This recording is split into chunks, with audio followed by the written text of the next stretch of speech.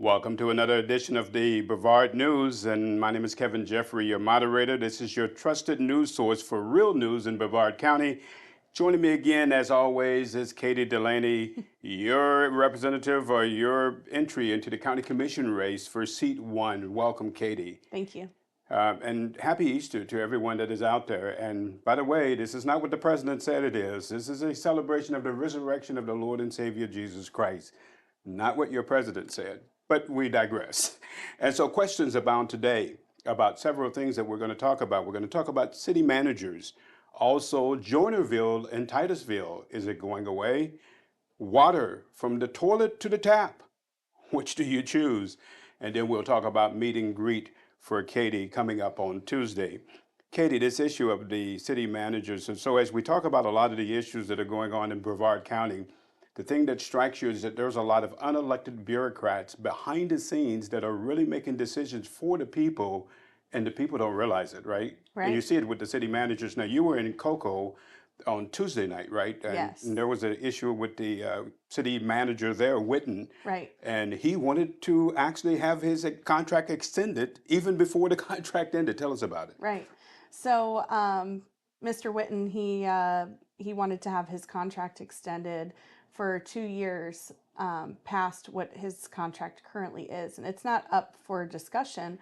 It really shouldn't have been for another year, but for whatever reason, he wanted to extend his contract another 2 years, and so the trouble with that, or the concern with that some people had, was the process. Not necessarily that they had an issue with Mr. Witten himself.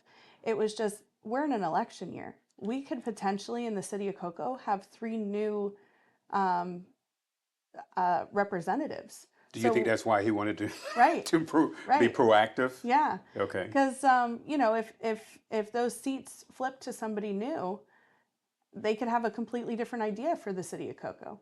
So it's pretty upsetting that the representatives on there decided in a 4-1 vote to extend his contract, even though we're in the middle of an election year. Was there any discussion about it?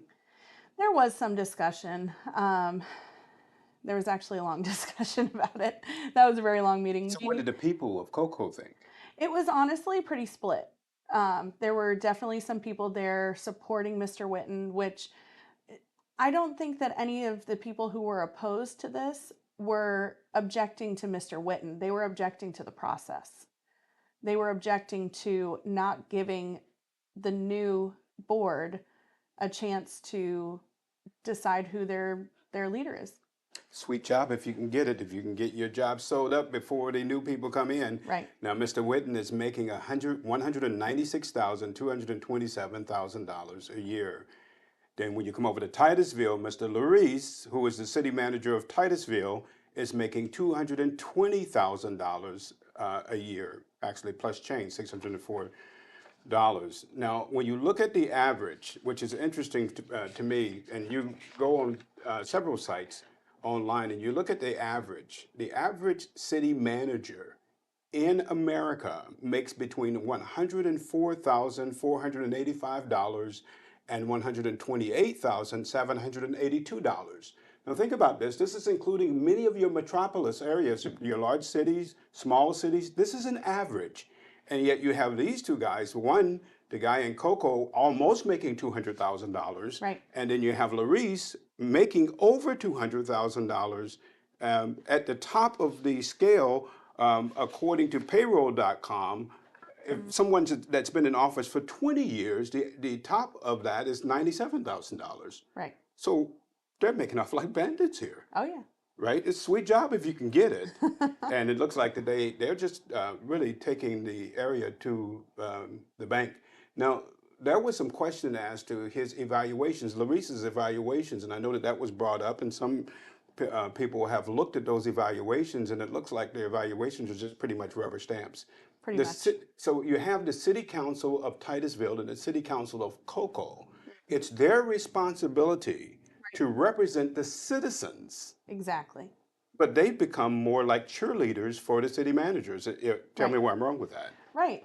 I don't know where this change came in that the elected officials feel like they have to constantly defend the staff, where their job is to question the staff and ensure that the staff is working in the best interest of the people. And in many instances, a lot of the 5-0 decisions that come across in Titusville, a lot of those decisions, as we know, the Live Local Act, Right, horrible act for you. I'm telling you now, this is a right, horrible act for you as a citizen of Brevard County. And you're going to find out if you don't already know it. This is a horrible act. And also, you have the sustainability plan that was passed a couple of years ago. And so this has really opened a door for a lot of things to happen that the citizens are unaware of. And so coming down the pike, how can we reverse this process and allow the citizens to have more impact in what's going on? Are we already doing it? Is it the citizens being able to talk to the city council and try to voice their opinion, but they're not listening to them, right? right. I think it's a twofold here. Luckily, our legislature did a pretty great amendment to the Live Local Act, where the counties can actually opt out of the tax incentives for these developers. So that's something that I'm going to be advocating for. I don't think that we should be incentivizing these developers through the 75% to 100% tax breaks. I think that they should have to pay, to be here.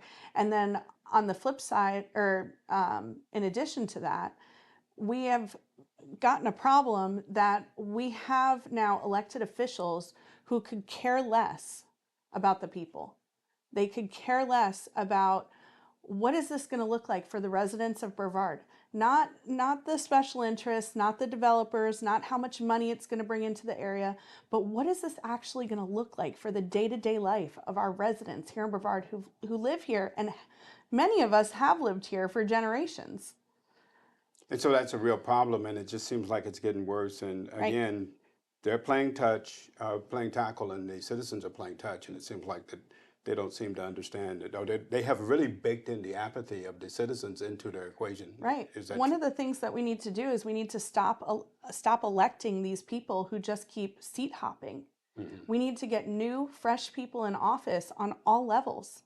People who are just everyday average people who want to serve their community and want to better their community for everyone, and not be just rubber stamping whatever staff says, or be working for the special interests.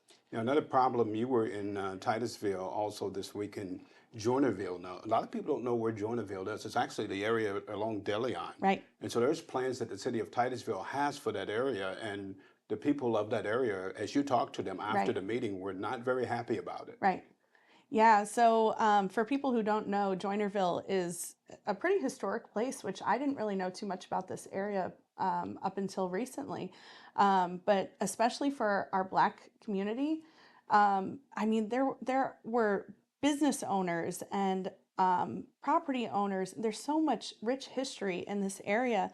And one of the things that the Titusville, one of the historic boards is trying to do is raise money for, I believe they got a couple grants to make plaques and things like that to let people know of the rich history in this area.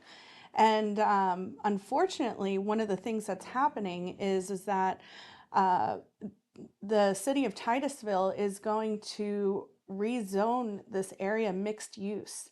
And what that does is open the door to these SB 102 Live Local Act projects. And here come the developers. Exactly. Right, I hear them. So it's going to change the face of this entire community, which a lot of these people have been here for over 100 years. Correct. Their family. And a lot of them own property in that area. And you Right. talked to some of the people afterwards, and they told you what? Right. So they were telling me that they have owned these properties in their family for a very long time, and they're not happy with what the plans are. And unfortunately, they don't feel heard. And it's just very unfortunate that these elected officials in the city of Titusville just are bulldozing over them and saying, nope, this is what we're going to do, and too bad for you. So now what is the process here? So there was this was kind of like a workshop, was it, that you attended? In It which was they were more like discussing a the possibilities? meeting. A Here's community the meeting? Mhm. Okay. And so is there going to be another meeting before decisions are made about this? I believe so. And how can the citizens find out what the next meeting is going to be? Or do we look into the planning and zoning, or where do we find that information? Keep an eye on the Titusville website. That's how I found out about this meeting. They posted a flyer about it, and so I would just keep an eye out on anything that says Joinerville or West Titusville, because that's going to be the Now, information. this meeting was well attended by Right, some big hitters, right? right, So there are people who know what's going on, but the people right, are not aware of it, right, right? A lot of the people in that area are not aware of it, right, and a lot of property owners in that right. area, a lot of people who have had property in that area for a long time. Mm, And if the developers come in, one of the things that we need to look into it is eminent domain. And you know that it was about 10 or 15 years ago that the Supreme Court restructured what eminent domain was, and it would mm, allow the city to allow developers a little bit more authority to be able to take property in certain situations. And I don't know, and we've talked about this, whether some of the areas would be affected by that, but we're going to look into that for you and find out if that's the case. Another issue on tap, no pun intended, is from toilet to water. yeah, This is just, it's amazing to me that this is even being talked right. about. But you were over in Cocoa, right? Or this is a county This is issue, the right? county. And Yeah, so they're talking about taking toilet water, and refurbishing it for you to drink. right. And am I wrong? Or No, is you're this, right. this is unbelievable, And right? it recently, just this past week, passed the Planning and Zoning Board. So it's going to go to the commission, and I believe that this commission will pass it, No, they won't pass unfortunately. that. Come I, on, I mean, that's too much. they've Tell done me worse that to they us. would not pass that ordinance. Right.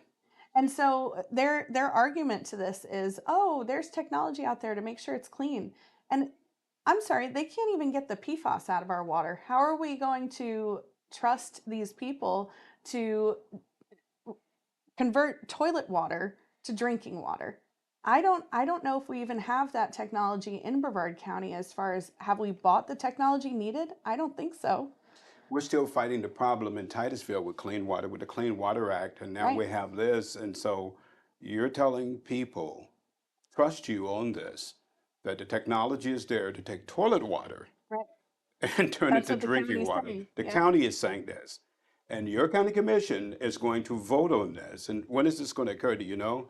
It hasn't been posted yet when it's going to be on the agenda, but once it is, we'll make sure to put it out there for people so that they know.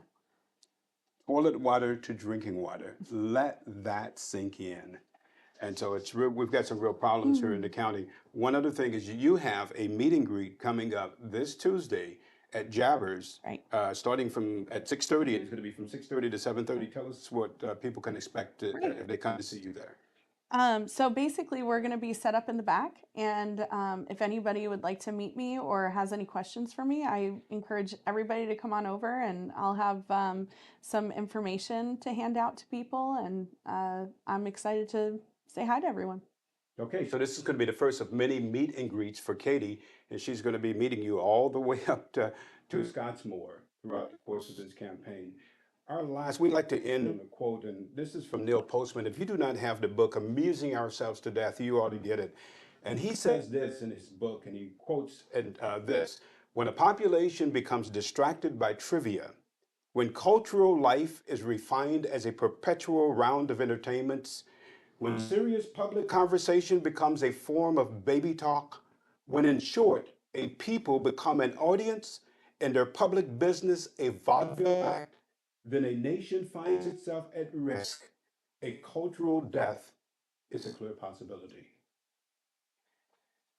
This is it for Brevard News. Remember to like, share, and subscribe to our channel. We're building a news platform that would be able to get you real news in Brevard County. You have a wonderful weekend and happy Easter. We'll see you next week.